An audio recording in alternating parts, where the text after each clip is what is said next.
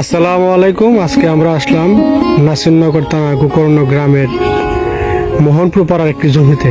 আর এই জমিটি চাষ করছেন আমাদের সালমা ফুফু। আর ওনার বাবার সাথে আমরা আজকে কথা বলবো, শুনেন আজকে ওনার মুখ থেকে। আসসালামু আলাইকুম। সালাম আলাইকুম। ওয়ালাইকুম আসসালাম। দাদা, আপনি বলেন, আপনার জমি নিয়ে কিছু কথা বলেন। বলছি আমি ওই যে এই মরিচ করছি, জি কুমড়া করছি, জি এই শশা করছি, এই আপনার আর মরিচ, এই পেঁপে লাগাইছি, পেঁপে, পেঁপে মূলা, মাশাআল্লাহ। সব জিনিস আমি আল্লাহর রহমতে লাগাইছি। 2 বছর ধরে আমি করতেছি, করবি আর্থিক সাহায্য হইতাম, জি, তারও একটু উন্নত মান আমি হইতাম, কৃষি কাজ করতে পারতেন। পারতাম আমার দিলে লইয়া। আচ্ছা, মূলত তো এই কাজটা করে আপনার মেয়ে সালমা বেগম। হ্যাঁ, আচ্ছা আচ্ছা।